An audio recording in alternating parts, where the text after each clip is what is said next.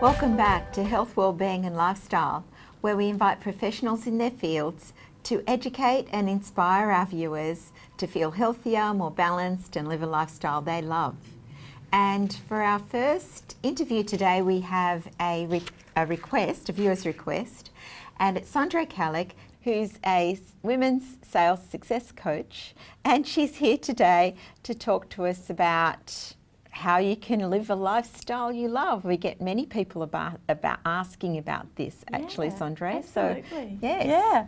And I think too, like what determines a lifestyle that we love, and for me, I think it's all about how we balance what it is that we want and need and how it is that we achieve those wants and needs, and how we do that without burning ourselves out in the process. There's no point in, flogging yourself every day to achieve something that won't actually make you happy at the end of the day. So a balance is about what comes as your internal drivers. How you choose to make your money in the world, in my opinion, and this is my humble opinion, is that it should be aligned with your values. Otherwise we become a lot like other people in the world, really, don't we? Who are perhaps just making money for money's sake. And I find that a lot of women particularly want to create a business, or they want to help other people, or they have, genuine and creative ideas that they want to be able to share with the rest of the world. And how you do that so that it supports the lifestyle that you want is the fun part, because otherwise it's just all or nothing. Balance in how we do that and keep our health and keep our well-being, both, mentally, physically, spiritually, emotionally. All of those things need to really be part of this conversation that says, how do we live a life that we love? Part of having a lifestyle that we love, obviously, is being able to create the means by which to have a lifestyle that we love. And I remember as a younger woman being a single mum, working 3 jobs, and really all I saw in front of me was more hard work, a lot of long hours and a lot of sleepless nights. And this constant stress and struggle about how I was going to provide was, the biggest part of my lifestyle at that point in time. And I was fortunate enough to get into a sales role, which enabled me to make more money than I had previously. But what that opened up for me was not just money for money's sake. And I think, for me, it enabled me to provide really well for my little family of 2. And it also opened up other career opportunities that I may not necessarily have got without having that foundational skill of being able to present a really good idea, be open in a communication, and being able to listen as to how that opportunity could work for other people. And so, in terms of economic empowerment, particularly for females, we tend to be more entrepreneurial by nature, and being able to sell without being salesy is a real skill. It's in fact quite an art, but one that I think that every woman is already naturally doing. But when we're in a situation when we're talking about our own products or our own services, then we kind of lose that art for some reason. I don't know, it gets a little odd for a lot of women. But economic empowerment is, in your business, is your sales. It is the very lifeblood of your business. And the lifestyle that you want to have is driven by how much money that you can create in there. It's not everything in a lifestyle, but it's certainly a very key component. So for the women, for our audience out there, our viewers, what would be another little tip about the first thing they could start, for instance, to find that? In terms of like feminine empowerment, the first thing I would say, ladies, is find yourself a genuine women's circle. There are a lot of them that are available, in the community, and go along, try them out, introduce yourselves, and look at a way where you create community around you that supports you, not necessarily just a networking situation. We as women have so many layers to us, and they all need to be served. Thank you, Sondre. And for more information on Sondre and economic empowerment, then please go to our website, healthwellbeingandlifestyle.com.au. And now we'll go to break, and after the break we'll be back with Conn Nichols talking about improving your environment to meet your lifestyle, the financial side.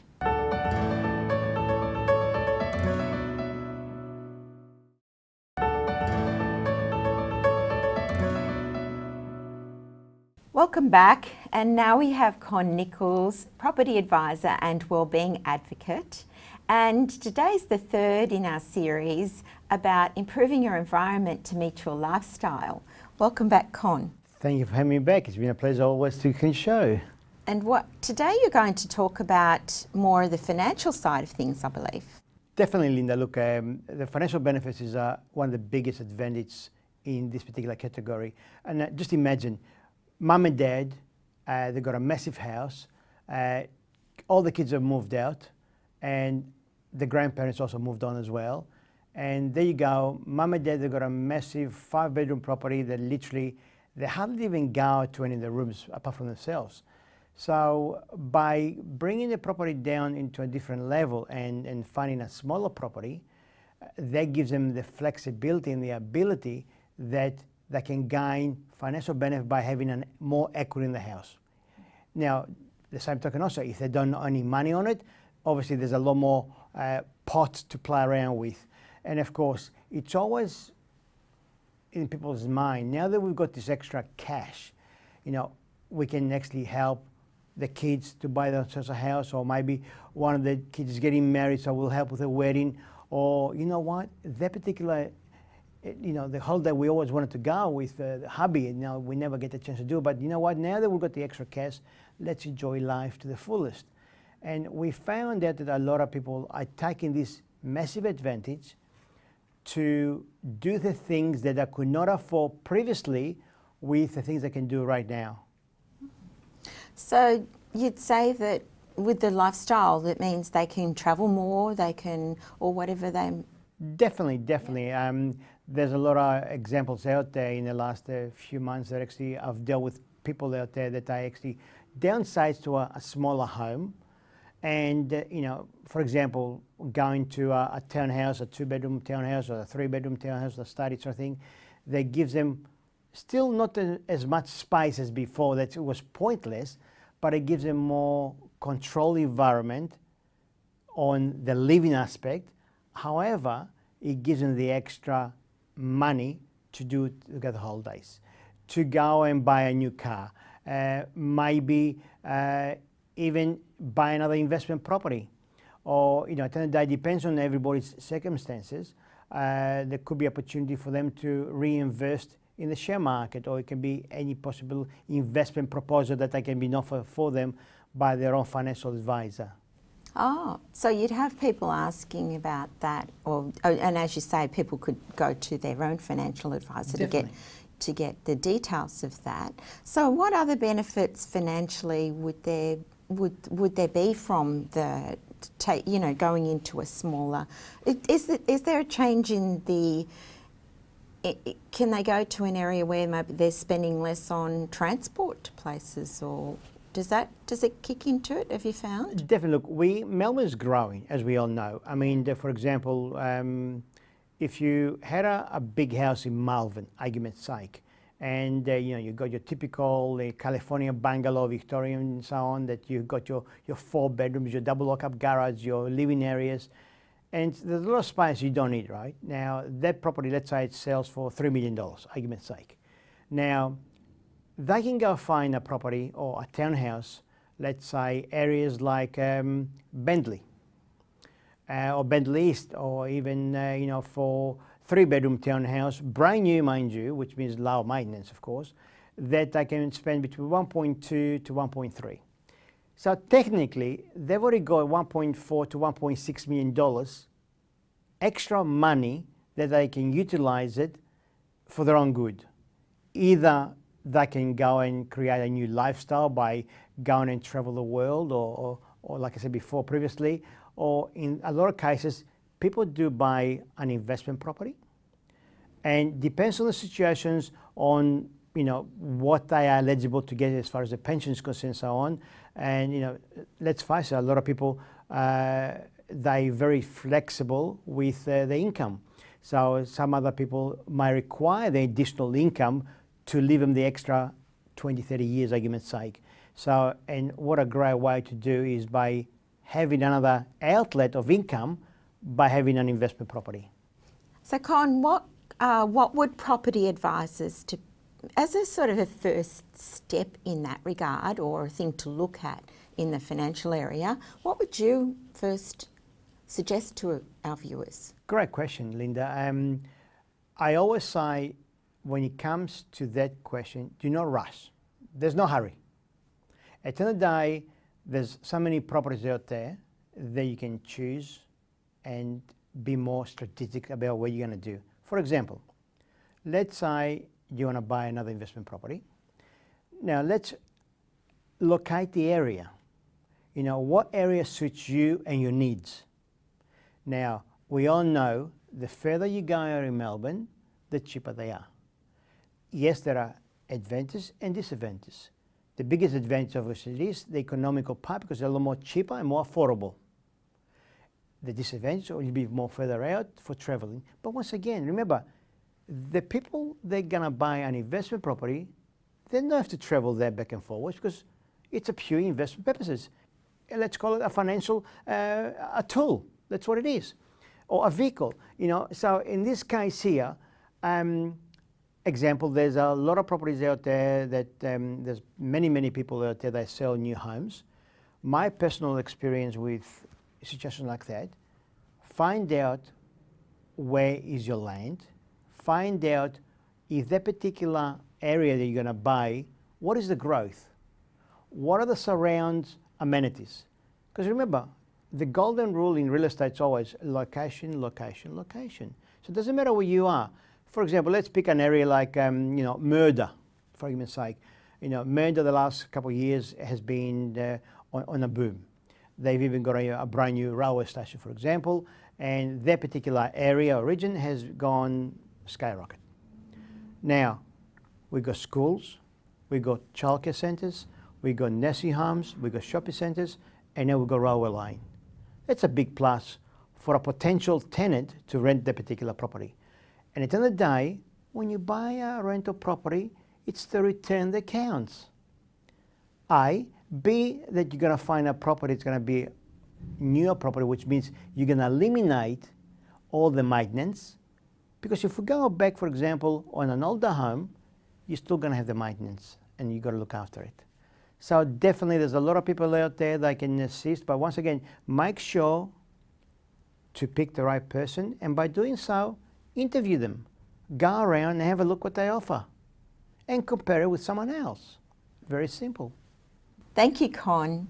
And for more information on Conn Nichols and improving your environment to meet your lifestyle, then please go to his webpage on our website, healthwellbeingandlifestyle.com.au.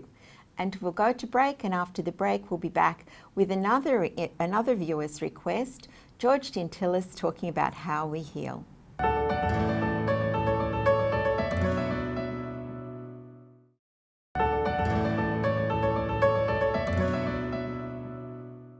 Welcome back, and now we have Jin Tillis, who's a somatic psychotherapist, and is here today to talk to us about how we heal.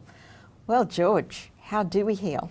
Well, how do we heal? That's a great question. It's an exciting question, because what we've discovered over the last 20, 30 years, especially in the time that I've been practicing, is just phenomenal with the neuroscience that's come out, and all the major developments in mindfulness and attachment theory. It's just phenomenal with what we can see within the body now that tells us what actually causes disease and problems and habits that we can't break, and where we feel blocked, and where performances drop, and when you get anxiety and depression and trauma and the effect of car accidents and operations, all sorts of things that affect us. We now know a lot more than we ever did on how to actually go about getting inside, getting in there, working through the issues, healing them. Yeah, so without having to take a pill for everything and for any disease or any problem that you find within your own body, or habitual issues that you might have. It could be relationship issues, it could be developmental issues from childhood, it could be all sorts of things, that anxieties, depressions, times when you're down, insomnia, when you can't sleep, all sorts of fears and phobias. A lot of those now can actually be healed very quickly, and you can do it yourself. You can basically do it yourself just by going in within your own body, contacting the cells of your body, staying with them, and then your body will start to heal them. And what we know is that the makeup of the body is basically in your brain. You've got 3 brains. We've been brought up in school to work with the intellect, that top brain, and that's great. It has its value, but it's also limited because there's a lot more to our body and our nervous system where our anxieties are stored, which is what we call the subconscious, the part of you you're not even aware of, and we need to be able to access that. And we've got great ways now to access it, and which is why I love mindfulness. That's taken off now the last 10, 20 years, and a lot of the MRI scans and all the great scans that are coming out now to actually prove that when you're in that mindful state, close your eyes, go within, you can actually heal a lot of things. And even as we're talking now, and even as you're looking at me now, your brain's actually rewiring itself. We now know that. It's just phenomenal. We used to think, oh, maybe it only happens when you're asleep or occasionally, and maybe it gets less and less and it gets fixed as you get older. Not the case at all. Not the case at all. Your brain is totally plastic, and you can change anything at any age, at any time. So age is, we're redefining age. There's nothing that says you have to actually age as you get older. You only age is because of diseases and things you haven't dealt with, issues you haven't dealt with in yourself, you've just buried, and we bury a lot of things within our own body, and even when you think you've resolved them, you've actually buried them. You think you've resolved them, and you've resolved them at the top brain, the intellect level, and then you get on with your life, and then you wonder why you start feeling heavier, and then you start reacting to things, and then diseases pop up. Then you need a pill, and then you need all sorts of things, and sick leave, and you lose friends, and issues start to happen.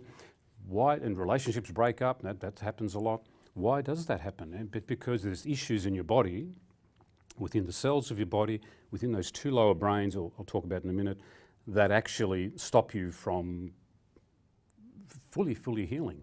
So at the intellect level's great, where you can change your thinking, and reading books, talking to people, listening to this program. We're using our intellect right now. But if you learn to mindfully process yourself at a body mindfulness state where actually you close your eyes, go in a little bit deeper than just the thinking, then you start to access that deeper part of you. And then there's the feeling brain, which then starts to be accessed, which is your emotional state. We know a lot of our emotions are centered around there, and they flow through your whole nervous system in your body. You can't ignore your emotions. A lot of people can. If people think, oh, yeah, I'll just block them off and get on with my life. No, I'm fine now. But really you're not. You've actually denied them and you've blocked them off, and then you feel it in your body. It becomes pressure. And then over the years, that pressure builds and builds and builds, and it stacks up on itself. All those cells in your body will pack in. And then if they don't get oxygen, they don't get blood flow, they don't get even life energy from yourself, that's when it gets diseased. That's when it starts reacting, because it becomes literally a mind of its own. This part in your body and in your brain, related to your body, you pack it in, you think you're fine, but then one day something goes wrong. And really what you want to do is prevent that. Take time each day, go within yourself, find where you feel those compressed parts, the parts that you think you've resolved, they're actually there in your body, which is why I highly recommend mindfulness-based meditation, where you go into your body, stay with it, take time out to learn how to stop, close your eyes, do that each day, and then you'll start to realise what's actually going on. And you start to realise the landscape of your body and how it's linked to the issues in your brain and the 2 lower brains that are stopping you from being more of who you can be, being fully realised, fully authentic, fully happy, joyous, peace of mind, all that, and even feeling love for yourself and the world. You've got that within you. But because of things that happen in our lives, that starts to get blocked off. We push it down, thinking, well, we'll get around to it, I'll take a pill for that and suppress it. And it doesn't go. And that builds. So we really want to be able to take time out, feel yourself, So go George, within yourself. Just for our viewers, would you have an example in a case study or someone this has worked well for? Yeah, even personally, I know of one person who couldn't get on a plane, for years, and his wife would love to have gone holidays with him, and just for whatever reason, I mean, there was a deep trauma there. I'd imagine, as we did find out eventually, there's always some trauma there underneath. Imagine if you can't get on a plane for decades and you can't move out of your home, and all of a sudden, if they started to do the mindfulness meditation, went into their body, and all the stuff that was there suppressed started to come out gently and release a little bit at a time. Emotions, old tensions, and even that lower brain of the sensory motor brain, or the physical release of the body, that fight-flight response. And no problem now at all. Get on planes, not an issue.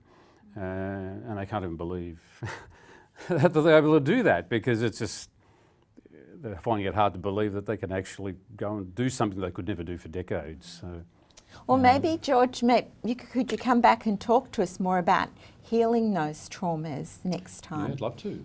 That'd be fabulous. Yeah. And for now, we'll say bye-bye and we'll see you next week.